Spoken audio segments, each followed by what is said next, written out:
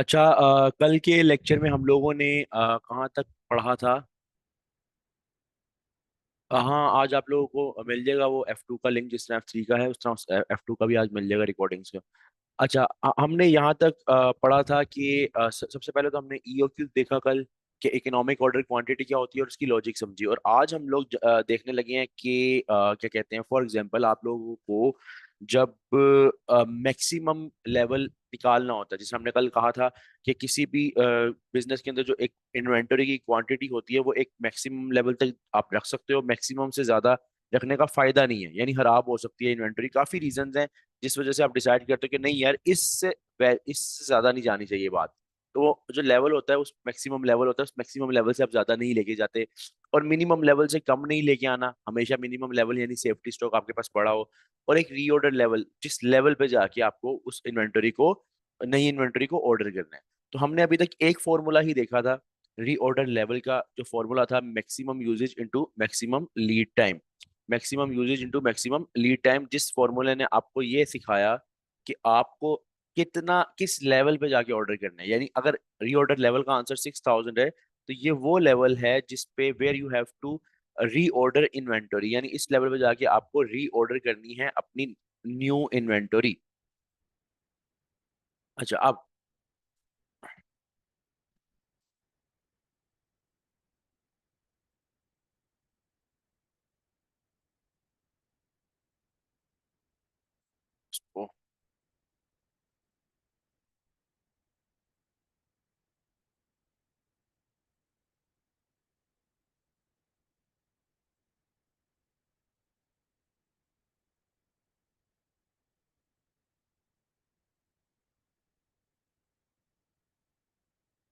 अब हम लोग अपना नेक्स्ट फॉर्मूला स्टार्ट करने लगे। नेक्स्ट फॉर्मूला है maximum inventory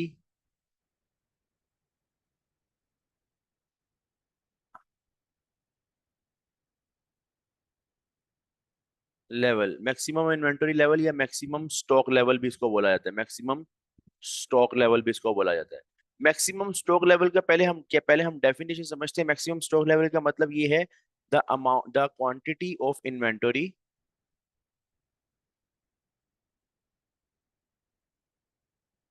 above which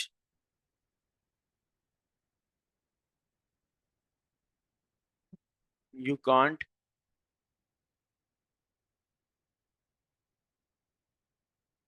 you should not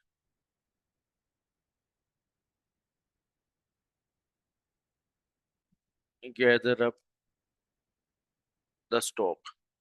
ऐसा लेवल जिस लेवल से ज्यादा आपको स्टॉक नहीं रखना चाहिए। यानी फॉर एग्जांपल मेरे बिजनेस को पता है कि यार मेरी डिमांड ही इतनी है, तो अब मैं ये तो नहीं करूंगा, हाँ, मैं कहूंगा यार माल मंगवाई जाओ, क्यों कि और किसी भी वजह से ऑर्डरिंग कॉस्ट कम करने की वजह से या किसी भी वजह से मैं कहूँ माल मंगवाई जाओ। ऐसे नहीं हो सकता। आपको अपने बिजनेस के अंदर पता होना चाहिए कि मैक्सिमम हर वक्त आपके पास, अगर मैक्सिमम इन्वेंटरी लेवल आपके पास है तो वो कितना होना चाहिए। क्योंकि देखो उसकी रीजंस हैं। एक तो उसकी रीजन है आपकी कंजम्पशन। पहली चीज तो आपकी कंजम्पशन। आपको पता है कि आपकी कंजम्पशन ही इतनी नहीं है, तो आप उससे ज्यादा क्यों मंगवाओगे। दूसरी चीज, आपको डर है, आपको डर है कि इन्वेंटरी पड़ी पड़ी खराब हो जाएगी। देखो आपके ना एक इन्वेंटरी की एक लिमिट होती है। कुछ चीजें होती हैं जो आप साल भर के भी खरीद लो, कोई मसला नहीं है, लेकिन कुछ चीजें ऐसी होती हैं जिनकी एक एक्सपायरी होनी होती है। उस चीज की रिक्वायरमेंट, उस इन्वेंटरी की रिक्वायरमेंट फिर उसी लिहाज से होती है। अब आपने 1000 किलो मंगवा लिया, आपकी यूजेज 200 किलो है, 800 किलो आपने रखी हुई है, फिर आप यूज कर रहे हो, लेकिन हो सकता है एंड तक पहुंचते पहुंचते वो माल जो आपने काफी पहले का मंगवाया हुआ है वो खराब हो जाए। ठीक है। इसके अलावा आपको अगर ज्यादा माल मंगवाना है, फिर ज्यादा जगह चाहिए, उसके लिए ज्यादा एडमिनिस्ट्रेशन कॉस्ट चाहिए। तो इस वजह से आप इन फैक्टर्स की वजह से देखते हो कि यार कोई किसी तरह वो लेवल पता चल जाए कि जिस लेवल से ज्यादा हमें इन्वेंटरी नहीं रखनी, यानी कि जिस लेवल को हम बोलते हैं मैक्सिमम स्टॉक लेवल। अब मैक्सिमम स्टॉक लेवल है क्या, मतलब मैक्सिमम स्टॉक लेवल की फॉर्मूला क्या है, वो हम स्टार्ट करने लगे। मैक्सिमम स्टॉक लेवल का फॉर्मूला है रीऑर्डर लेवल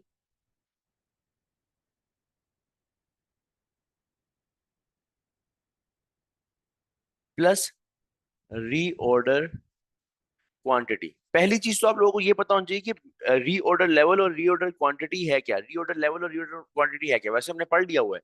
रीऑर्डर लेवल वो लेवल जिस पे जाके आपने ऑर्डर किया है। जिस पे जाके आपने ऑर्डर दिए, जिस तरह वो लेवल जिसके बारे में भी हमने थोड़ा कल पढ़ा था कि जैसे फॉर एग्जाम्पल 500 किलो रह गया तो अब आपको ऑर्डर कर देना है वो लेवल। लेकिन कितना ऑर्डर करना है, किस अमाउंट में क्या क्वांटिटी ऑर्डर करनी है, वो है रीऑर्डर क्वांटिटी। यानी जब मेरे पास 500 किलो रह गया, ये था मेरा रीऑर्डर लेवल, मुझे इस वक्त ऑर्डर प्लेस करना है, और मैंने ऑर्डर फॉर एग्जाम्पल प्लेस करना है 1000 केजीज का। तो रीऑर्डर क्वांटिटी जितना जितना परचेज करना है, रीऑर्डर लेवल जिस लेवल पे जाके जितना माल आपके पास रह जाए, जिस माल पे आपने जितना माल आपके पास पड़ा हुआ है, उस लेवल पे जाके आपने ऑर्डर करना है, वो है reorder level. Minus minimum usage into minimum lead time. Minimum usage into minimum lead time. अच्छा, अब ये फॉर्मूला किसका है? मैक्सिमम स्टॉक लेवल का। आपको सवाल में सिंपल दिया होगा क्वेश्चन, आपको इसमें कोई रॉकेट साइंस नहीं होगी। सिंपल आपको दिया होगा, फॉर एग्जाम्पल उसने आपको बताया कि आपकी reorder quantity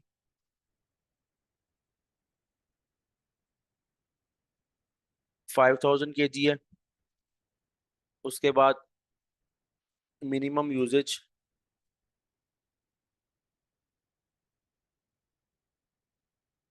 600 KGs. Minimum lead time 5 days. और उसके बाद मैक्सिमम लीड टाइम 7 डेज। और मैक्सिमम यूजेज 800 केजीज। अब ये उसने आपको अगर क्वेश्चन दिया है और वो बोले कि आपने बताना है मैक्सिमम स्टॉक लेवल कितना है, मैक्सिमम स्टॉक लेवल कितना है, तो इस बार मैं मैक्सिमम स्टॉक लेवल निकालने के लिए फॉर्मूला लिखता हूँ मैक्सिमम स्टॉक लेवल का। लेकिन इस क्वेश्चन के अंदर एक चीज ऐसी है जो आपको कैलकुलेट खुद करनी पड़ेगी, वो ये कि मैक्सिमम स्टॉक लेवल निकालने के लिए रीऑर्डर लेवल चाहिए। Reorder level plus reorder quantity ROQ यानी reorder quantity minus minimum usage into minimum lead minimum lead time. ये मैंने लिख दिया फॉर्मूला। अब जब मैं फॉर्मूला लिखने लगूंगा तो मुझे पता चलेगा रीऑर्डर लेवल तो मेरे पास है ही नहीं सवाल में, रीऑर्डर लेवल तो मेरे पास सवाल में है ही नहीं। तो मुझे जरा बताओ कि रीऑर्डर लेवल किस तरह निकलेगा। आप लोग जरा बताओगे मुझे कि रीऑर्डर लेवल किस तरह निकलेगा। कोई तरीका आपको मैंने बताया हो कि रीऑर्डर लेवल इस तरह निकाल सकते हैं, या कोई फॉर्मूला बताया हो।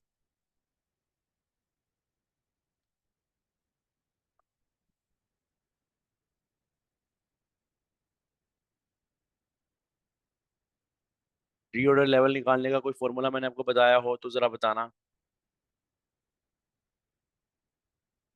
ठीक निकाला हमजा, आपने ठीक निकाला रीऑर्डर लेवल का। इससे पहले हमने यही तो फॉर्मूला पढ़ा है। ये देखो रीऑर्डर लेवल, अगर आपको सवाल में रीऑर्डर लेवल नहीं दिया तो आप फॉर्मूला यूज कर लो, maximum usage into maximum lead time. तो यही रीऑर्डर लेवल आपका किस तरह निकल सकता है? Maximum usage into maximum lead time plus reorder quantity minus minimum usage into minimum lead time. तो रीऑर्डर लेवल का फॉर्मूला भी यूज कर सकते हो सवाल में। ये देखो मैक्सिमम लीड टाइम और मैक्सिमम यूजेज दी हुई है, ये मल्टीप्लाई कर दो 800 इंटू मैक्सिमम लीड टाइम आपके पास क्या 7 days. 800 into 7 plus reorder quantity आपने कितनी करनी है 5000 किलो माइनस मिनिमम यूजेज आपकी कितनी है 600 और मिनिमम लीड टाइम आपका कितना है 5 केजीज। मिनिमम लीड टाइम कितना है 5 केजी। तो यहाँ सिंपल कैलकुलेट कर लो 5600 प्लस 5000 माइनस 3000। यह आ जाएगा 10,600 में से ये 7,600। इसका मतलब ये है इसका मतलब ये है कि जब आपके 7,600 यूनिट्स रह जाएंगे, जब आप सॉरी जब आपके 5,000 यूनिट्स रह गए थे तो हमने रीऑर्डर लेवल के पहले देते हाँ, जब आपके 5600 यूनिट्स रह गए थे तब आपने ऑर्डर प्लेस किया था, क्योंकि ये रीऑर्डर लेवल है। और मैक्सिमम जो आप इन्वेंटरी रख सकते हो अपने स्टॉक में, मैक्सिमम स्टॉक आप 7600 का यूनिट्स का रख सकते हो। ये आपके लिए बेस्ट है कि इससे ज्यादा नहीं आपने करना। अगर इससे ज्यादा करोगे तो आपके लिए नुकसान हो सकते हैं, इन्वेंटरी जाया हो सकती है, इन्वेंटरी ऑब्सोलीट हो सकता है इन्वेंटरी क्या कहते हैं वो मैंने एक पॉइंट, हाँ जितनी आपकी डिमांड ही नहीं है तो वो डिमांड ही पूरी करने के लिए आप इन्वेंटरी को बल्क अप करने का होल्डिंग कॉस्ट आपकी बढ़ सकती है। तो ये मैक्सिमम आपके जो यूनिट्स हैं आपके पास होने चाहिए, इससे ज्यादा मैक्सिमम यूनिट्स नहीं होने चाहिए। तो ये फॉर्मूले का आंसर आपको हेल्प आउट इस तरह करता है कि आपको बता देता है कि आपको कितना माल रखना है, कितना माल आपको रखना है, इससे ज्यादा नहीं रखना क्योंकि आपके लिए नुकसानदेह। ये बेस्ट बेस्ट वैल्यू है कि इससे ज्यादा माल आपके पास नहीं होना चाहिए। बताओ, मैक्सिमम स्टॉक लेवल का फॉर्मूला सबको क्लियर है? अगर क्लियर है तो एक मरतबा यस लिख दो। अगर मैक्सिमम स्टॉक लेवल का फॉर्मूला क्लियर है तो यस लिख दो। सब बता दो एक मरतबा। सब बता दो क्लियर है?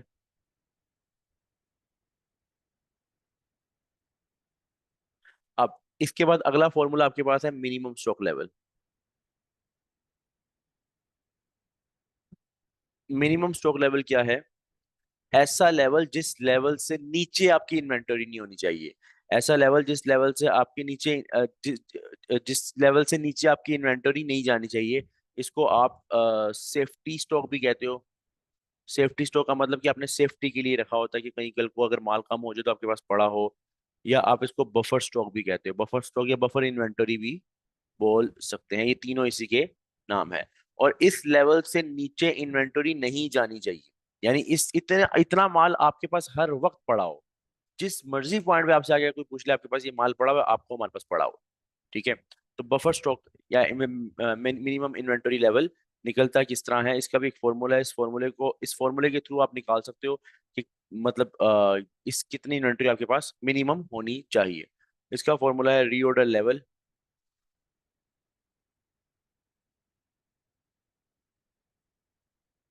माइनस एवरेज यूजेज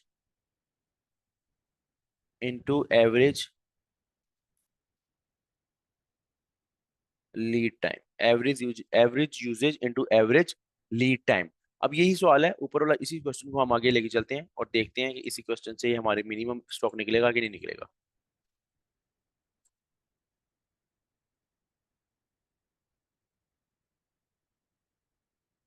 क्या हो गया, ये पूरे कर दिए उसने, कर दिया भाई।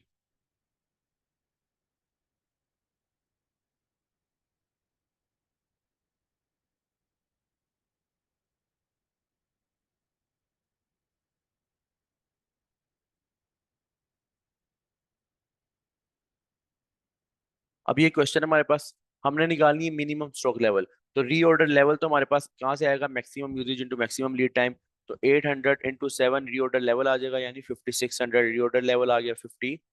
600 minus average usage into average lead time. अब एवरेज यूजेज और एवरेज लीड टाइम निकालने के लिए आपके पास मिनिमम और मैक्सिमम दोनों होना जरूरी है। अगर तो डायरेक्टली दे दो फिर तो वही लिखेंगे। अब यहाँ से हम एवरेज निकाल लेते हैं। अगर हम एवरेज निकालें, पहले हम यूजेज का एवरेज निकालते हैं।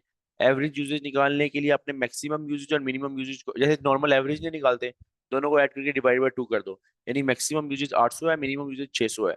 तो 800 प्लस 600 डिवाइडेड बाय 2, तो ये आ जाएगा 700। 700 आपके पास आ गई एवरेज यूजेज, 700 आ गई आपके पास एवरेज यूजेज। और अब एवरेज लीड टाइम भी इसी तरह। एवरेज लीड टाइम भी कितना निकलेगी? 5 और 7 दिन है तो 5, 5 + 7 12 डिवाइड बाय 2, आपके पास आ जाएंगे 6 डेज। 6 डेज आपके पास आ जाएंगे average usage, average lead time. तो average usage into average lead time 700 into 6 कर देंगे।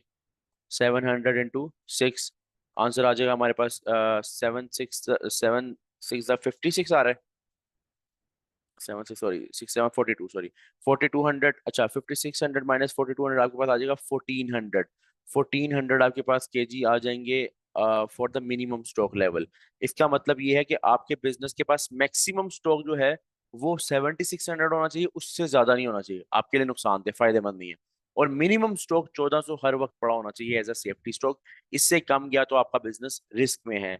कल को कंजम्पशन हो सकती है, कोई एक्स्ट्रा ऑर्डर आ सकता है, कोई माल खराब हो सकता है, तो आप स्टॉक आउट ना कर जाओ। यानी आप प्रोडक्शन बनाने के लिए आप बैठे हुए हो, आपको लेबर को भी फिर पे करना है। फिर लेबर को बाद में जब जिस वक्त आपके पास माल नहीं है उस वक्त अलहदा पे करोगे, क्योंकि वो लेबर तो आपके पास काम करने आई है। और बाद में ओवर टाइम जब लगवाओगे तो उसके अलहदा पे करोगे, फिर प्रीमियम भी पे करोगे। तो इसके नुकसानात बहुत हो सकते हैं अगर आप इन्वेंटरी लेवल्स को मैनेज ना करो। तो हर बिजनेस के अंदर प्रोडक्शन करते वक्त मिनिमम मैक्सिमम इस इन्वेंटरी को निकाला जाता है। इसके बाद एक नॉर्मल, एक लास्ट फॉर्मूला आपके पास एवरेज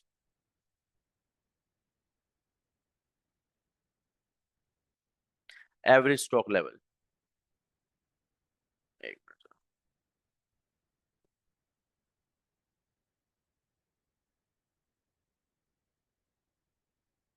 एवरेज स्टॉक लेवल अब एवरेज स्टॉक लेवल क्या है? ये जो कल हमने होल्डिंग कॉस्ट पढ़ा था ना, मैं अगर आपको दिखाऊं, हाँ या होल्डिंग कॉस्ट, ये होल्डिंग कॉस्ट का ये जो फॉर्मूला पड़ा था ना, reorder quantity divided by two plus minimum stock या पर प्लस बफर स्टॉक, एक्चुअली ये फॉर्मूला जो हमने पढ़ा, हमने इसके साथ मल्टीप्लाई कर दिया था, हमने इसके साथ मल्टीप्लाई कर दिया था होल्डिंग कॉस्ट पर यूनिट को, holding cost cost per unit.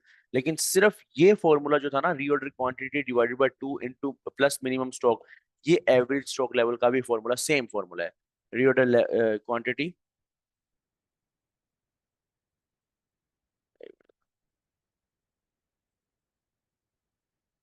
Reorder quantity divided by two plus minimum stock level, या बफर स्टॉक भी बोल सकते हो, या सेफ्टी स्टॉक भी बोल सकते हो। अच्छा, यहां मैं आप लोगों को एक पॉइंट बता दूं, एक पॉइंट बता दूं, अगर आपको if in your question EOQ is given, हम लोग we can use that EOQ instead of ROQ। यानी हमारे किसी भी क्वेश्चन के अंदर अगर EOQ गिवन है, यानी ROQ नहीं गिवन, तो कल मैंने बताया था कि EOQ भी ऑर्डर ऑर्डर क्वांटिटी, ROQ भी ऑर्डर क्वांटिटी, बस EOQ इकोनॉमिक ऑर्डर क्वांटिटी, वो बताती है जो ये क्वांटिटी जिसपे इकोनॉमिकली आपको बहुत फायदा हो रहा होता है। ठीक है, तो अगर आपके कोई सवाल में आपको EOQ दिया जाए, आपके किसी सवाल में EOQ दिया जाए तो, और यहाँ पे आपको ROQ ना गिवन, तो आप यहाँ पे रीऑर्डर क्वांटिटी की जगह EOQ यूज कर सकते हो। ठीक है, हर मिनिमम स्टॉक लेवल में तो ROQ की जरूरत नहीं, तो यहाँ नहीं यूज करोगे। एवरेज स्टॉक लेवल में अगर ROQ की जगह उसने आपको EOQ दिया तो आप वो यूज कर सकते हो। यहाँ तक क्लियर हुआ? Minimum stock level, average stock level और मैक्सिमम स्टॉक लेवल। अगर क्लियर है तो एक मरतबा यस लिख दो, एक मरतबा यस लिख दो अगर क्लियर है यहाँ तक। ईओक्यू को भी डिवाइड बाय टू करेंगे, मतलब बस ROQ की जगह EOQ का वर्ड लिख सकते हैं, ROQ की जगह बस EOQ का वर्ड यूज लिख सकते हैं अगर सवाल में EOQ दिया हो। दोनों इकट्ठे नहीं दिए होंगे, एक चीज दी होगी, या EOQ दिया होगा या EOQ ना दिया हो, EOQ का डाटा दे दे तो EOQ के डाटा से EOQ भी निकाल सकते हैं। यानी फॉर एग्जाम्पल कभी कभार एक आधा क्वेश्चन इस तरह बन सकता है, बल्कि मैंने देखा भी हुआ है कि अगर उसने आपको क्वेश्चन दिया कि ऑर्डरिंग कॉस्ट पर ऑर्डर आपको दी 20, और एनुअल डिमांड उसने आपको दी 12,000 यूनिट्स, और होल्डिंग कॉस्ट पर यूनिट उसने आपको दी $2 पर यूनिट, और इतने सवाल से, इतने सिर्फ इतने सवाल से उसने अगर आपसे पूछ लिया, इतने सवाल से अगर उसने आपसे पूछ लिया कि बताओ टोटल होल्डिंग कॉस्ट क्या होगी,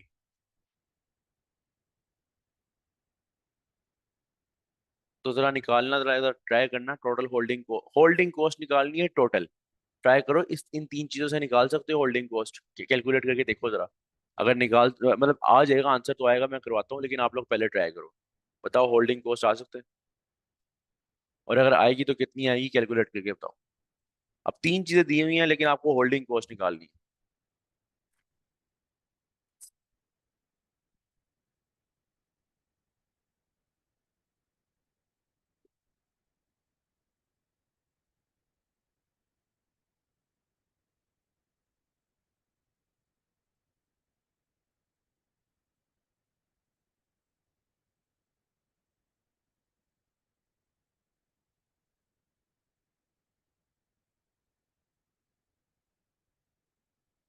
होल्डिंग कॉस्ट आपने बतानी है टोटल।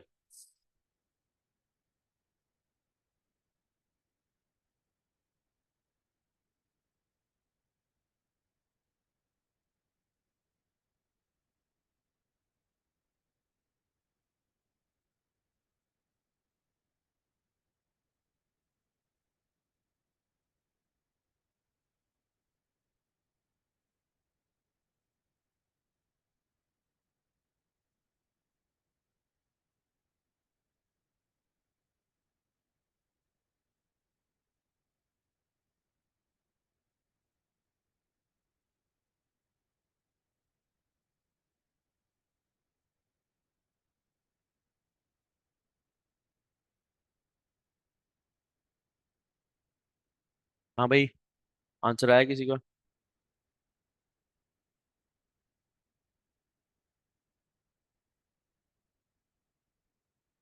एक आंसर मिला है मुझे बस, अभी तक एक आंसर मिला है। ठीक है, करो करो सब करो।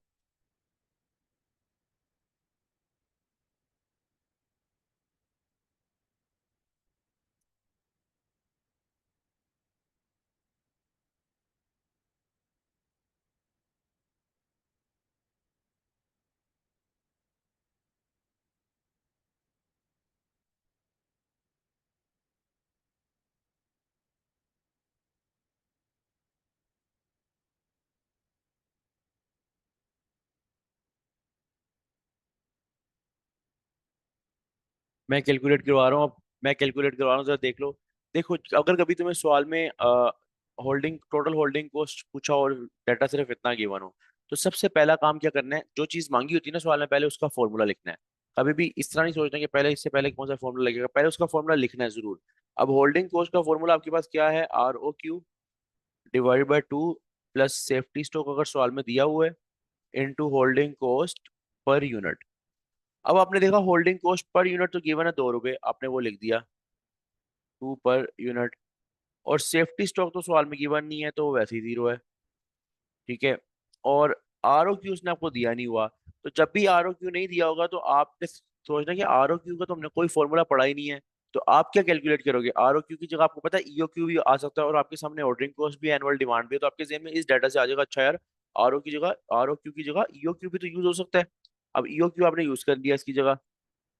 EOQ कैलकुलेट किया, 2 into ordering cost per order into annual demand. अच्छा, मंथली डिमांड होती, अगर यहाँ मंथली डिमांड होती तो मल्टीप्लाई 12 करते, मल्टीप्लाई 12 करते। ठीक है, डिवाइडेड बाय आपने किया होल्डिंग कॉस्ट पर यूनिट। मुझे बताओ इसका आंसर EOQ कितना आ रहा है, EOQ की वैल्यू कितनी आ रही है, 490। 490 आ गई तकरीबन EOQ की वैल्यू, 490 आ गई तकरीबन EOQ की वैल्यू। अब 490 तक आंसर नहीं है, मैंने कौन सा बोला था EOQ कैलकुलेट करना है, मैंने तो होल्डिंग कॉस्ट निकालने के लिए बोला। ठीक है, तो आपने क्या करना है, ROQ की जगह 490 यहाँ पे लिखना, ROQ की जगह EOQ divide by 2 plus into 2 कर देना। ठीक है, तो 2 2 कैंसिल हो जाएगा, और फाइनल आंसर भी क्या आ जाएगा, 4, सॉरी, हाँ, $490 आंसर, फाइनल आंसर आ जाएगा, क्योंकि 2 और 2 कैंसिल हो जाएगा यहाँ पे।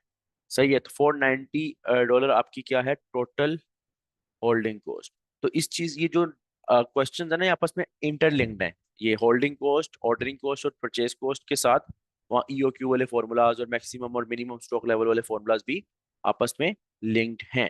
ठीक है, अब वो यहाँ से आपसे पूछता मिनिमम स्टॉक लेवल बताओ, या एवरेज स्टॉक लेवल बताओ। तो एवरेज स्टॉक लेवल क्या होता है, एवरेज स्टॉक लेवल यही होता ना, ROQ divide by 2 plus safety stock. तो आप कहते हैं ROQ divide by 2, 490 divide by 2 करते हैं, क्योंकि वो तो 0 है। तो ये आपके पास कितना आ जाता, 490, 500, 445, सॉरी 200, 245, तो 245 आपके पास क्या आ जाता, एवरेज स्टॉक आ जाता, एवरेज स्टॉक आ जाता। तो ये आपस में फॉर्मूला सारे इंटरलिंक्ड है, इसलिए इनके ऊपर प्रॉपर ग्रिप होना आप लोगों की जरूरी है। बताओ यहाँ तक क्लियर है? यहाँ तक क्लियर है? अगर कोई क्वेश्चन है तो यहाँ तक पूछ लो, अगर कोई क्वेश्चन है तो यहाँ तक पूछ लो।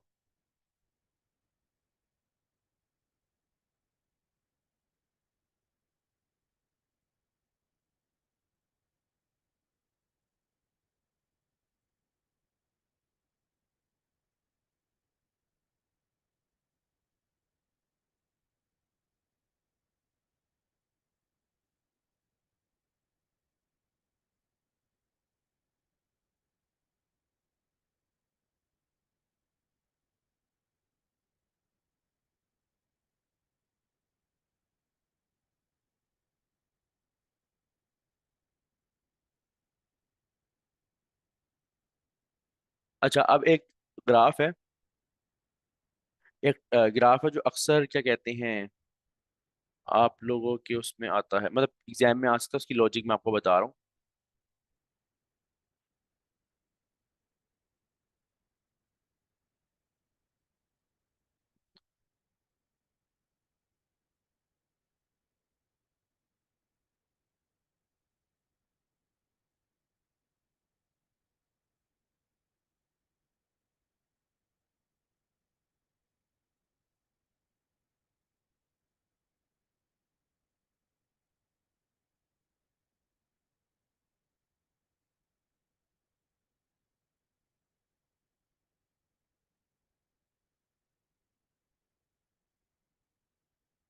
अच्छा, अब ग्राफ क्या है? ये ग्राफ जो मैंने बनाया है इसका मैं अब आपको गाइड करने लगूँ। इस साइड पे है क्वांटिटी यानी यूनिट्स, और इस साइड पे है कॉस्ट। ये जो लाइन स्ट्रेट लाइन आ रही है, बिल्कुल स्ट्रेट लाइन, ये है होल्डिंग कॉस्ट की। ये स्ट्रेट लाइन आ रही है, ये है होल्डिंग कॉस्ट। ये जो कम हो रही है, ट्रेंड जिसका कम हो रही है ऑर्डरिंग कॉस्ट। और ये लाइन जो कर्व है ये है टोटल कॉस्ट। एक्चुअल में बात पता है क्या है? अब ट्रेंड समझ जाना, ट्रेंड समझना। जैसे जैसे पहले होल्डिंग कॉस्ट के मुताबिक बता रहा हूँ। जैसे जैसे आपकी क्वांटिटी बढ़ती है ना, तो ऑब्वियस ही बात है, उसको उस चीज को स्टोर करने के लिए, होल्ड करने के लिए आपको ज्यादा जगह चाहिए, तो आपकी होल्डिंग कॉस्ट बढ़ती है। हाईलाइट करो, जैसे जैसे क्वांटिटी बढ़ेगी आपको होल्डिंग कॉस्ट ज्यादा से ज्यादा होती रहेगी। अब बिजनेस की यहाँ पे जो कॉस्ट है वो बड़ी ज्यादा हो जाएगी, ठीक है। लेकिन जैसे जैसे आपकी क्वांटिटी बढ़ेगी, अब मैं दूसरा हाईलाइटर यूज कर रहा हूँ, जैसे जैसे आपकी क्वांटिटी बढ़ेगी तो आपकी जो ऑर्डरिंग कॉस्ट है वो कम होती रहेगी। एक लेवल आएगा आपकी, आप इतनी ज्यादा मंगवा लोगे आपकी ऑर्डरिंग कॉस्ट बहुत कम हो जाएगी। लेकिन जिस वक्त ऑर्डरिंग कॉस्ट कम है, जिस वक्त ऑर्डरिंग कॉस्ट अपने मिनिमम लेवल पे, फॉर एग्जाम्पल ये पॉइंट है, उस वक्त होल्डिंग कॉस्ट कितना फर्क आ रहा है, यानी होल्डिंग कॉस्ट ज्यादा है। और जब होल्डिंग कॉस्ट कम थी तो ऑर्डरिंग कॉस्ट कितनी ज्यादा थी। तो ये मसला था जहां पे क्या आया था, ई ओ क्यू आया था। ई ओ क्यू ने आके क्या बोला कि वो लेवल ढूंढ लो, वो लेवल ढूंढ लो जिसपे आपकी होल्डिंग और ऑर्डरिंग सेम हो। और वो लेवल कौन सा है? वो लेवल ये लेवल है। ये लेवल था जिसपे आपकी होल्डिंग कॉस्ट और ऑर्डरिंग कॉस्ट इक्वल है। अब इसका फायदा क्या हुआ? अब फॉर एग्जाम्पल इस लेवल पे क्वांटिटी शो हो रही है 1500, तो ईओ क्यू क्या बोलता था कि यार ये 1500 यूनिट्स मंगवा लो। क्यों? क्योंकि ये जो ऊपर वाली टोटल कॉस्ट की जरा कर्व देखना, कर्व देखो जरा। कर्व पहले ज्यादा था, जिस वक्त ऑर्डरिंग ज्यादा थी, होल्डिंग कम थी। लेकिन जैसे जैसे आप आगे आए, थोड़ा आपने बढ़ाया, तो आपकी ऑर्डरिंग कम हुई, होल्डिंग ज्यादा हुई। एक लेवल ऐसा आया जहां पे ऑर्डरिंग कॉस्ट और होल्डिंग कॉस्ट इक्वल थी, और उस लेवल पे आपकी टोटल कॉस्ट भी सबसे मिनिमम पॉइंट पे थी। तो ईओक्यू एक्चुअल में आपको हेल्प ही इस चीज में करता है कि वो आपको आपकी कॉस्ट को मिनिमाइज कर देता है, यानी आपकी मटेरियल कॉस्ट को मिनिमाइज कर देता है। बाय किस तरह करता है? होल्डिंग कॉस्ट और ऑर्डरिंग कॉस्ट को इक्वल करके बता के कि इतने यूनिट्स मंगवाओगे तो होल्डिंग कॉस्ट और ऑर्डरिंग कॉस्ट इक्वल आ जाएगी, और इतने यूनिट्स मंगवाने पे आपको, हाँ अगर आप फॉर एग्जाम्पल ज्यादा ज्यादा यूनिट्स इससे बेचोगे तो देखो, कॉस्ट पहले नीचे आई है लेकिन फिर ऊपर चली गई है। यानी आप इससे कम भी मंगवाओगे या उससे ज्यादा भी मंगवाओगे तो आपकी कॉस्ट ज्यादा है, आपकी कॉस्ट ज्यादा है। ये एक इकोनॉमिक पॉइंट है, बेस्ट पॉइंट है, जिस पॉइंट पे आपकी होल्डिंग कॉस्ट और ऑर्डरिंग कॉस्ट इक्वल हो सकती है। एक्चुअली ये ईओक्यू का ही ग्राफ था, ईओक्यू का ही ग्राफ था। तो जरा मैं इसके हाइलाइटर इरेज कर दूं ताकि ग्राफ थोड़ी शक्ल में आ जाए। इरेज क्यों नहीं हो रहे भाई? क्या हो गया तुमको भैया भैया?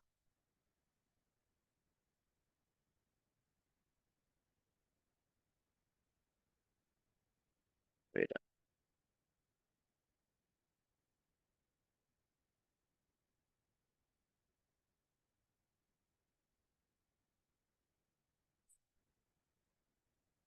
मुझे बताओ यहाँ तक तुम लोग ग्राफ क्लियर है?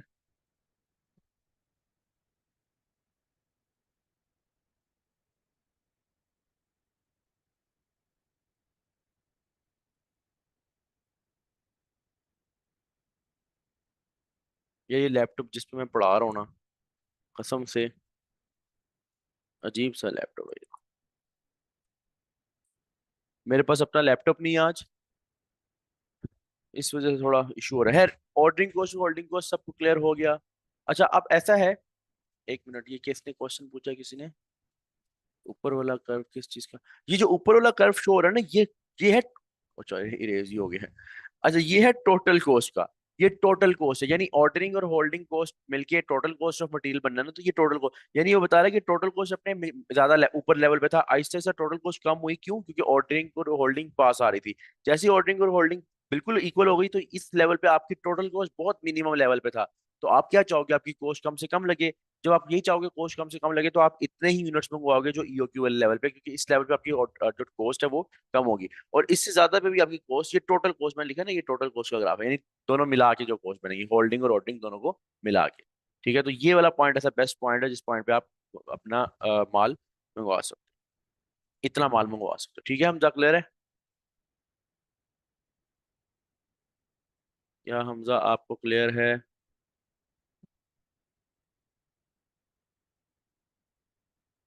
ठीक है।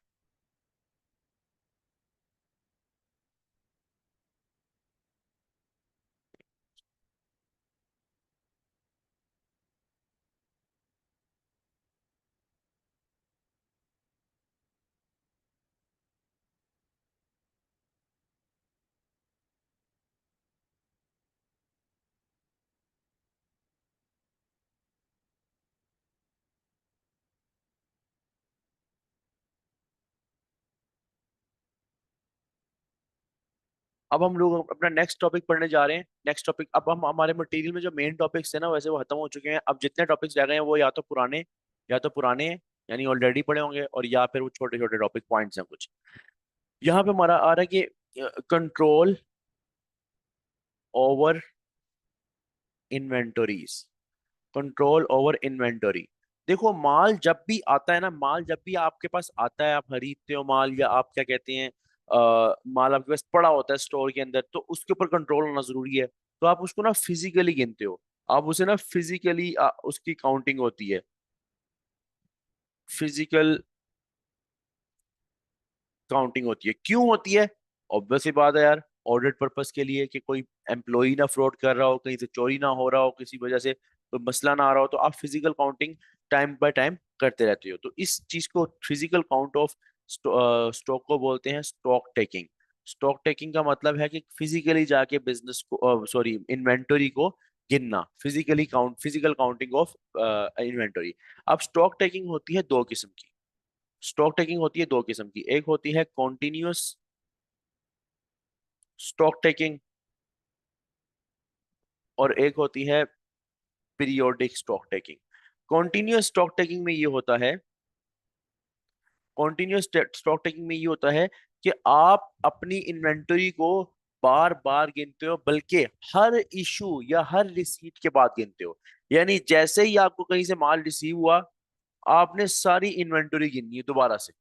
और जैसे ही आपने कोई माल इशू किया टू प्रोडक्शन, ज्यादातर आप इशू प्रोडक्शन की करोगे ना, स्टोर से माल प्रोडक्शन को जाता है, तो at every receipt and issue, after every receipt and issue, आप अपने फिजिकल काउंटिंग करोगे, फिजिकल काउंट करोगे। अच्छा, ये कब होगा? ये तब होता है जब आपकी इन्वेंटरी बहुत एक्सपेंसिव हो। यानी फॉर एग्जांपल, आप डायमंड का काम कर रहे हो, है आप कौन हीरे कौन बेचता है अब, लेकिन चलो, डायमंड का काम कर रहे हो, आप गोल्ड का काम कर रहे हो, आप एक्चुअली एक्सपेंसिव चीजें यहाँ समझ आती है, ज्वेलरी आइटम्स आपके पास हैं,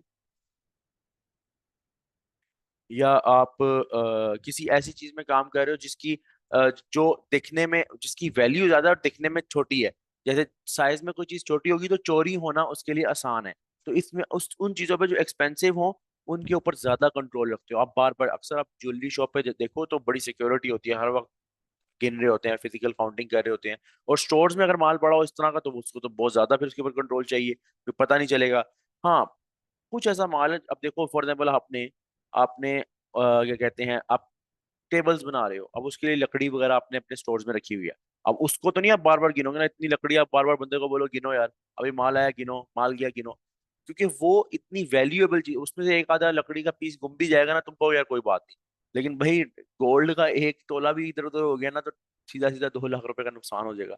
तो ये कहते हैं, इसमें क्या होता है कि इसमें काउंटिंग होती है, लेकिन आफ्टर सर्टेन पीरियड, जो भी कंपनी डिसाइड कर ले। कुछ कंपनीज हैं जो मंथली बेसिस पे करती हैं, मंथली बेसिस पे अपने इन्वेंटरी को काउंट करती हैं, कुछ ईयरली बेसिस पे भी करती हैं, कुछ 6 मंथ्स के बाद क्वार्टरली बेसिस, 6 मंथ्स या फिर क्वार्टरली बेसिस पे भी करती है। तो डिपेंड करता है कंपनी टू कंपनी के कितना वो अपने स्टॉक टेकिंग कर रहे हैं।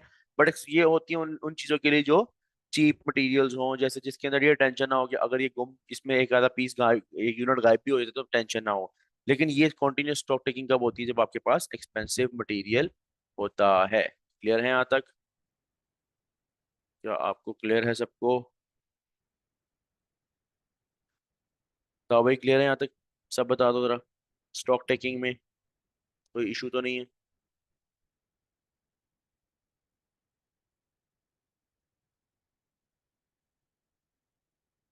अच्छा, अब ऐसा है कि जो इसके अंदर अगला टॉपिक हम स्टार्ट करने लगे हैं वो है stock valuation method. Stock valuation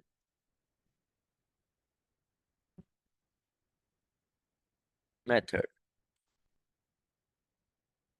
stock valuation method में ना एक मैं आपको दूंगा, पीरियोडिक रिपीट करता हूँ। पीरियोडिक ये होता है कि जिसमें आप काउंटिंग करते हो आफ्टर सर्टेन पीरियड, यानी आप कहते हो रोज रोज नहीं काउंट करेंगे, एक पीरियड के 3 महीने बाद जाके इन्वेंटरी काउंट कर लेंगे, 6 महीने बाद जाके एक दफा इन्वेंटरी काउंट कर लेंगे, बस उसमें होगा फिजिकली जाके देख लेंगे, अपने रिकॉर्ड से मैच कर लेंगे कि हमारे पास माल सारा पड़ा हुआ, कोई चोरी तो नहीं हो रहा।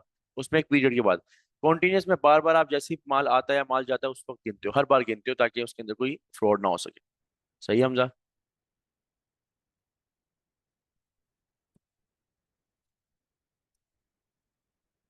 अच्छा, अब स्टॉक वैल्यूएशन मेथड के बारे पहले मैं आपको पढ़ाने से पहले मैं आपको बता दूं कि इस लेक्चर के अंदर मैं इस टॉपिक के अंदर मैं जो थ्योरेटिकल है ना, बेसिकली स्टॉक वैल्यूएशन मेथड पता है क्या है? फाइव और लाइफ और एफ को तुम लोग पढ़ते आ रहे हो, एफ ए के अंदर भी पढ़ते हो, एम ए के अंदर भी पढ़ते हो, और बेसिक लेवल से पढ़ते हो। तो मैं वो प्रॉपर कैलकुलेशन, पूरी कैलकुलेशन करके तुम्हें नहीं दिखा रहा, उसका मैं तुम्हें दूंगा रिकॉर्डेड लेक्चर। जिसको देखनी है देख ले, वैसे तो तुम लोगों को आता होगा, फाइव और लाइफ इस लेवल पे आके स्टूडेंट्स को आता ही है। तो मैं उसकी कैलकुलेशन नहीं करवा रहा। अगर किसी को कैलकुलेशन में भी इशू है तो मैं आप लोगों को उसका लेक्चर दे दूंगा, कोई 1 घंटे का लेक्चर होगा, वो उस पर कैलकुलेशन में मैंने एक सवाल से फाइव फोर लाइफ और एफ को करवाया हुआ है, कैलकुलेशन वहां से देख लेना। मैं तुम लोगों को जो पढ़ाने जा रहा हूँ वो कैलकुलेशन नहीं है, बल्कि इसके थ्योरेटिकल पॉइंट्स हैं, डायरेक्ट थ्योरेटिकल पॉइंट्स। कैलकुलेशन में जिसको इशू हुआ वो मुझसे लेक्चर ले लेना, बल्कि मैं लेक्चर्स जो आपको सेंड करूंगा उसमें ऐड करवा दूंगा कैलकुलेशन वाला पार्ट। देखना हुआ तो देख लेना, अगर आता है तो देखने की भी जरूरत नहीं है, क्योंकि वो कैलकुलेशन वाला पार्ट बहुत आसान होता है, आसान है। हाँ, एमसीक्यू में अगर कोई आएगा तो हम जरूर उसको करेंगे, लेकिन मैं यहाँ पे थ्योरेटिकल पॉइंट्स को डिस्कस करने लगा हूँ क्योंकि वो इंपॉर्टेंट है। देखो हमारे पास ना 3 मेथड्स हैं, फाइफो, लाइफो और एफको। थ्योरेटिकल पर्सपेक्टिव से हम इस चीज को देखने लगे हैं। सबसे पहले कॉस्ट ऑफ इशू या वैल्यू ऑफ इशू, उसके बाद क्लोजिंग बैलेंस, उसके बाद प्रॉफिट। क्लोजिंग बैलेंस से बेहतर यहाँ पे क्लोजिंग इन्वेंटरी की वैल्यू लिख लेते हैं।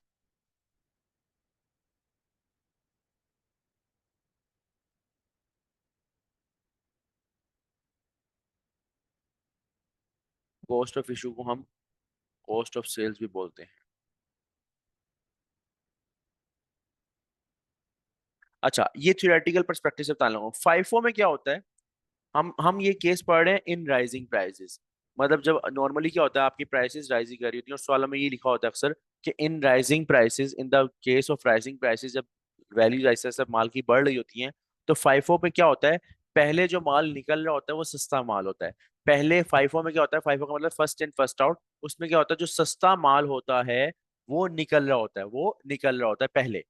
तो बच कौन सा जाता है, महंगे वाला माल। देखो अब सस्ते वाला माल तुमने पहले निकाल दिया तो बचेगा, जो माल बच गया in the form of closing inventory, वो महंगे वाला माल बचेगा। तो जो वैल्यू ऑफ इशू में, यानी कॉस्ट ऑफ इशू, इशू का मतलब जो माल आपने आपने इशू किया है, तो पहले आपने सस्ते वाला माल इशू किया है। तो हमेशा फाइफो में in the rising prices value of issue या कॉस्ट ऑफ इशू सबसे ज्यादा कम होगी, क्योंकि उसमें जो कॉस्ट ऑफ इशू को कॉस्ट ऑफ सेल्स इसलिए बोलते हैं क्योंकि आपने माल भेजा बनने के लिए, इशू किया प्रोडक्शन को, प्रोडक्शन ने आके सेल्स डिपार्टमेंट को देना और उसने आगे बिकना है। तो वो जब बिकेगा तो कॉस्ट ऑफ सेल्स तो वही है ना, बेचने के लिए जो माल बेचा उसकी कॉस्ट तो वही है जो आपने इंकर किया आज। तो आप सबसे सस्ते फाइफा के मुताबिक आप जो माल बेच रहे हो पहले सस्ते वाला निकाल रहे हो। तो जब पहले सस्ते वाला माल निकाल रहे हो तो ऑब्वियसली वैल्यू ऑफ इशू भी सबसे ज्यादा कम होगी फाइफा फाइफा में। और लाइफो का ये सीन है कि लाइफो का मतलब है लास्ट इन फर्स्ट आउट, यानी सबसे महंगा माल आपने पहले इशू किया, सबसे महंगे जो इन हुआ था उसको सबसे पहले आउट किया, LIFO last and first out. तो उस लाइफो में क्या होगा, सबसे पहले जो माल निकलेगा ना प्रोडक्शन डिपार्टमेंट के पास जाएगा, वो सबसे ज्यादा वैल्यू वाला होगा। सबसे ज्यादा वैल्यू, क्योंकि पहले आपने महंगा माल बेच दिया ना, तो सबसे ज्यादा वैल्यू वाला होगा। अच्छा, एफ को क्या होता है, वो हमेशा इन बिटवीन होता है। इन बिटवीन किसके, लाइफो और फाइफो के। यानी एफको की जो वैल्यू आएगी वो फाइफो और लाइफो के दरमियान में आएगी। यानी अगर ये फॉर एग्जाम्पल 500 है और ये 1000 है, तो ये तकरीबन कुछ 750 के पास पास इसकी वैल्यू आएगी, यानी हमेशा दरमियान में रहेगी। इसका आउट या फाइफो से कम नहीं हो सकती, लाइफो से ज्यादा नहीं हो सकती। अब इसका मतलब ये है, थ्योरेटिकली वो इस तरह पूछ सकता है, इन the case of rising prices the value of issue in FIFO is less than value of issue in LIFO. तो आप बोलोगे ट्रू, क्योंकि फाइफो की वैल्यू कम है। अगर वो बोलेगा फाइफो की वैल्यू ज्यादा है इस केस में, तो वो गलत हो जाएगा। तो ट्रू फॉल्स या फिर वो थ्योरेटिकल एमसीक्यूज आपको लॉजिकल रह के करने होते हैं। तो लॉजिकल, आप लॉजिक होगी तो समझ पाओगे। तो कॉस्ट ऑफ इशू सबसे ज्यादा कम किस में होती है? फाइफो में, सबसे ज्यादा लाइफो में। तो लॉजिक मैंने बताया, क्योंकि सबसे सस्ता माल पहले निकलेगा तो कॉस्ट ऑफ इशू भी कम होगी। और यहाँ पे लाइफो में पहले महंगे वाला माल निकलेगा तो कॉस्ट ऑफ इशू भी ज्यादा होगी। और एफ को तो वैसे ही एवरेज कैलकुलेट कर रहा होता है, तो वो हमेशा एवरेज आपको शो करेगा। अब फाइफो में मुझे एक बात बताओ, अगर तुमने सबसे पहले माल जो इशू किया है वो सस्ते वाला है, वो सस्ते वाला है, तो जो माल बच जाएगा क्या वो सस्ते वाला होगा, महंगे वाला होगा? क्या वो ज्यादा प्राइस वाला होगा, कम प्राइस वाला होगा? फाइफो में ज्यादा प्राइस, कम प्राइस? बताओ, सब बताओ। अगर मैंने पहले जो माल इशू किया है वो सस्ते वाला जब इशू कर दिया, तो ऑब्वियसली सस्ते वाला मैंने पहले इशू कर दिया प्रोडक्शन को, तो बच गया जो माल बच गया क्लोजिंग इन्वेंटरी के तौर पे, वो ज्यादा वैल्यू वाला बच गया। मेरे पास सारा माल बड़ा हुआ है, कुछ सस्ती वैल्यू वाला, कुछ महंगी, क्योंकि ऑब्वियसली राइस कर रही है प्राइस। मैंने पहले प्रोडक्शन को जो इशू माल किया, जो बेच दिया प्रोडक्शन के लिए, सस्ता बेच दिया, तो जो बच गया मेरे पास, अब क्लोजिंग इन्वेंटरी वो वैल्यू, वो इन्वेंटरी होती है जो मेरे पास बच गई। तो जो इन्वेंटरी मेरे पास बच गई, उस इन्वेंटरी को मैंने, जो वैल्यू वैल्यू उसकी जो होगी मेरे पास, वो ज्यादा, सबसे ज्यादा होगी। तो फाइफो हमेशा क्लोजिंग इन्वेंटरी ज्यादा शो करता है एज कम्पेयर टू लाइफो सबसे कम करता है। क्यों? क्योंकि लाइफो में महंगा माल चला जाता है पहले, महंगा माल, लेटेस्ट प्राइस वाला माल पहले चला जाता है, तो जो बच जाता है क्लोजिंग इन्वेंटरी, वो कम से कम वैल्यू वाली बच जाती है, जो शुरू में आपने परचेस की होती है कम वैल्यू पे। और इसका दोबारा से एफ को क्या होगा? In between LIFO and FIFO. इसकी वैल्यू फाइफो और लाइफो के दरमियान होगी, यानी फाइफो से कम होगी। फाइफो तो सबसे ज्यादा है ना क्लोजिंग इन्वेंटरी की वैल्यू, फाइफो से कम होगी, लाइफो से ज्यादा होगी। फाइफो में सबसे ज्यादा क्लोजिंग इन्वेंटरी की वैल्यू है, लाइफो में सबसे कम। तो इनके कहीं दरमियान में फॉल कर रही होगी, लेकिन ये थ्योरेटिकली सेंटेंस में जब आए तो बड़े ध्यान से इस चीज को कर लेना। अच्छा, कॉस्ट ऑफ इशू का मतलब ये है, कॉस्ट ऑफ इशू का मतलब ये है कि आपने जो चीज भेजी है सेल करने के लिए, उसकी कॉस्ट। तो जब कॉस्ट ऑफ सेल्स कम होगी, यानी सेल जो चीज बेच रहे हो उसकी कॉस्ट कम है, जब कॉस्ट कम होती है तो प्रॉफिट क्या होगा? कॉस्ट कम होगी तो प्रॉफिट क्या होगा? बताओ यार, सब बताओ। ज्यादा होगा। तो देखो, कॉस्ट कम, प्रॉफिट ज्यादा। कॉस्ट कम, प्रॉफिट ज्यादा। को लाइफों में कॉस्ट ज्यादा, प्रॉफिट कम।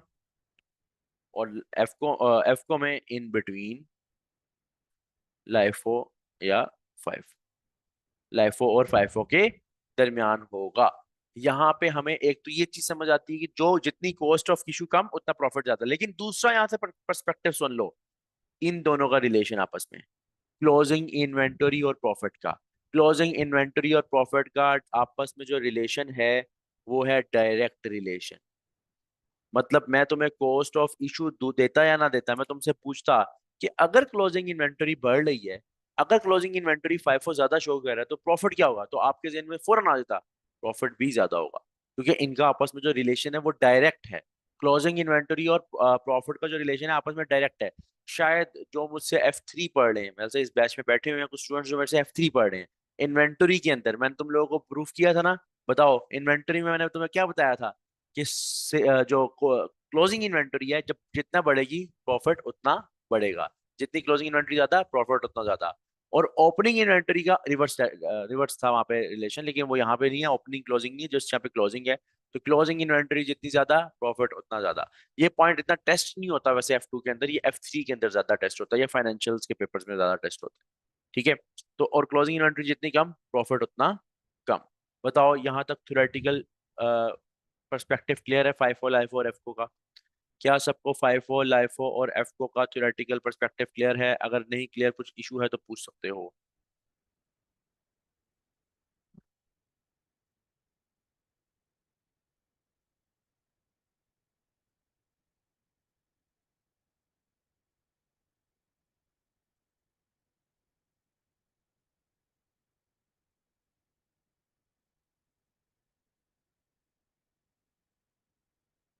अच्छा, एक चीज ये, कि आप लोग ना इसके अंदर, आप लोगों के पास ऑब्वियसली F2 की बुक भी पड़ी होगी, कैप्लन की बुक, जिसको मैं फॉलो कर रहा हूँ नॉर्मली।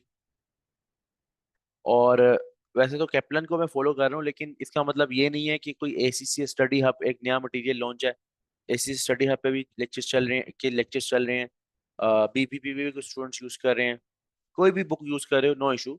लेकिन आपकी रेलिवेंट बुक के अंदर ना फाइफो, लाइफो और एफको के कुछ थ्योरेटिकल पॉइंट्स बताए हुए हैं, वो आपने रीड करने हैं। और वो पॉइंट्स क्या हैं? नॉर्मली जो आपने चीज रीड करनी है वो है एडवांटेजेस और डिसएडवांटेजेस। अगर आपको किसी पॉइंट पे इसमें इशू आए, आप पूछ सकते हो, ठीक है। जितनी बातें हमने की हैं ऑलमोस्ट वही बातें बस थ्योरेटिकल वे में लिखी हुई हैं। मैं फिर से बोल रहा हूँ कि F2 में अच्छे नंबर अचीव कर लोगे, 90+, 95+ अचीव कर लोगे अगर थ्योरेटिकली स्ट्रांग होगे। बाकी पेपर्स में न्यूमेरिकली स्ट्रांग हो कर लोगे। F2 के अंदर ऐसा सीन नहीं है। F2 एक टेक्निकल पेपर हो चुका है। और इसको टैकल करने का तरीका भी आसान है, बस स्टूडेंट्स को ना सही नॉलेज नहीं मिल रहा होता। इस वजह से स्टूडेंट को लगता है कि शायद क्या कहते हैं, ये भी इसी तरह पास हो जाएगा। पढ़ता सारा स्टूडेंट, लेकिन नंबर रेलिवेंटली सॉरी रिलेटिवली कम आते हैं एज कम्पेयर टू। क्यों? क्योंकि स्टूडेंट को लगता है वैसे ही हो जाएगा जिस तरह बाकी पेपर्स हैं। इसके अंदर ऐसा नहीं है, इसमें थ्योरेटिकल पर्सपेक्टिव आपका बड़ा अच्छा होना चाहिए, इसमें थ्योरेटिकल पर्सपेक्टिव आपका बड़ा स्ट्रांग होना चाहिए। तो आपने इसको कोशिश तो ये करनी है वैसे, कोशिश तो ये बेस्ट तो ये है F2 के अंदर कि जिस दिन मैं कोई लेक्चर पढ़ाऊं, ठीक है, उस दिन उतना टॉपिक बुक ओपन करके रीड कर लो। क्योंकि रोज रोज करोगे ना तो होगा ये बुक ओपन की, मैंने मैक्सिमम कितने जब पेजेस पढ़ा लेता हूँ, 4 या 5 पेजेस पढ़ा लेता हूँ, कभी उससे कम पढ़ाता हूँ, कभी कोई ज्यादा पढ़ा लूँ तो वो बहुत कम होता है इस तरह। तो आप बस गए और सिर्फ एक मरतबा एक नजर उसको देख लिया, उसमें कोई पॉइंट समझ नहीं आई, हाईलाइट कर लिया। थोड़ा सा इसके अंदर मेहनत करोगे ना तो इसका फायदा सिर्फ आपको यहाँ नहीं होगा, सिर्फ आपको F2 के अंदर नहीं होगा, बल्कि मैं तुम्हें मतलब ये बताता हूँ, F5, F9 पेपर्स हैं जो F2 से रिलेटेड हैं, थोड़े टेक्निकल पेपर है। F9 तो बहुत आसान है, F5 थोड़ा टेक्निकल, या कोई भी पेपर आगे जो टेक्निकल्स हैं, उसके अंदर तुम्हें फायदा होगा कि आदत होगी तुम्हें कि लेक्चर्स के साथ किस तरह बुक को लेके चलना है। क्योंकि नॉर्मली मैं स्टूडेंट्स को कहता हूँ कि बुक रीडिंग ना करो, थ्योरेटिकली कुछ शॉर्ट नोट्स वगैरह देख लो। लेकिन F2 के अंदर मैं इसलिए थोड़ा फोर्स कर रहा हूँ कि मैंने हर लेक्चर में मैं एक दो ये लेक्चर जरूर देता हूँ कि थ्योरेटिकल पर्सपेक्टिव देख लेना इसका, क्योंकि वो बहुत ज्यादा टेस्ट होता है।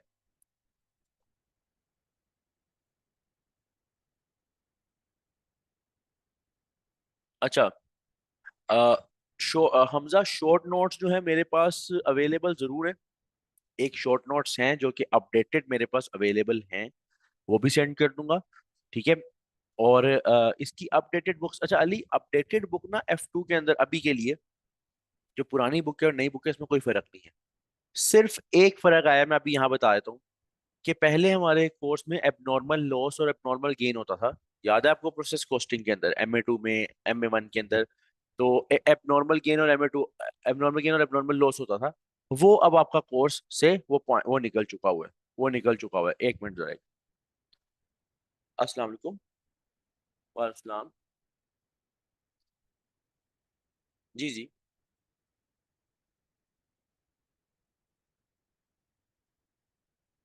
सेक्शन सी के साथ कल क्लास है?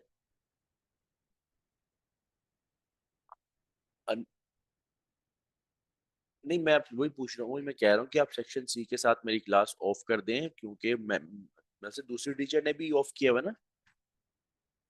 हाँ, तो वो अब स्टूडेंट्स आएंगे एक दिन के लिए, ऑफ कर दें। वो मैं अगले हफ्ते के अंदर ना कंपनसेट कर लूंगा, एक लॉन्ग क्लास रख के, डबल डबल क्लास रख के। मैंने उनको वैसे कम्युनिकेट कर दिया था स्टूडेंट्स को। तो कल मेरी वैसे कल मैं ऑफ कर रहा हूँ, ठीक है। ओके।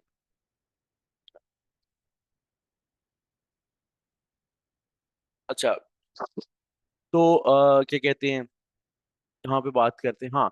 वो अपडेटेड बुक्स में ना वो जो एबनॉर्मल गेन और लॉस है बस वो निकला है, बाकी सारा कुछ सेम है। बाकी सारा कुछ F2 के अंदर सेम है, कोई चेंजिंग्स नहीं है। कोई चेंजिंग्स कुछ ऐड अप इतना कोई खास नहीं हुआ, ठीक है। बस ये है कि थ्योरेटिकली जो टेस्टिंग होनी है वो मैं तुम लोगों को थ्योरेटिकली कवर करवा रहा हूँ, ठीक है। शॉर्ट नोट्स मैं भेज दूंगा, लेकिन शॉर्ट नोट्स ना वो जो मेरे पास पड़े हैं ना वो कुछ ज्यादा ही शॉर्ट है। वो ये है कि क्विक रिवीजन के लिए, हाँ वो भी बेहतर है कि क्विक रिवीजन हो सकती है, लेकिन साथ में प्रॉपरली बुक रीडिंग वाला वाला काम भी कर लेना, ज्यादा इंशाल्लाह वो फायदा होगा आप लोगों के लिए। अच्छा, यहाँ पे हमारा ना क्या कहते हैं, तकरीबन 80-90% हमारा ये मटेरियल हो चुका हुआ है। यहाँ पे हम आज की क्लास एंड कर रहे हैं। कल की क्लास में हम क्या करेंगे, इस चैप्टर को खत्म करेंगे, और प्लस किट प्रैक्टिस कल ही करेंगे, कुछ जितने कल हो सके। और कल की क्लास में कोशिश करूंगा कि हम पूरे टाइम पे शुरू कर लें, क्योंकि बिकॉज कल मैं फ्री हूँ, ज़्यादा टाइम नहीं, काफ़ी टाइम है मेरे पास कल। तो वो ये कहते हैं 3 बजे हम एग्जैक्ट कल स्टार्ट कर लेंगे, और 1.5 घंटे कल हम क्लास थोड़ी लेंथी रखेंगे, जिसमें हम इसको कंप्लीट करेंगे, चैप्टर को प्लस किट प्रैक्टिस को। कोशिश करेंगे कंप्लीट कर लें, ना भी हुई तो जितनी हुई उतना हम कर लेंगे, सही है। मैं आज जो है ना, F2 का, जिसने F3 का फोल्डर में सेंड कर रहा हूँ, F2 का भी मैं फोल्डर रिकॉर्डेड लेक्चर्स का सेंड कर दूंगा, और हाँ वो भी सेंड कर देता हूँ मैं। क्या कहते हैं, नोट्स भी सेंड कर देता हूँ। ठीक है, नोट्स तो मैं अभी सेंड कर देता हूँ ग्रुप में, अभी कर देता हूँ, फॉरवर्ड कर देता हूँ। और जो है ना, ये जो लेक्चर्स हैं वो मैं अपलोड करके सेंड कर दूंगा आज इंशाल्लाह। इंशाल्लाह मिलते हैं कल की क्लास में, और अपना ख्याल रखो। अल्लाह हाफिज।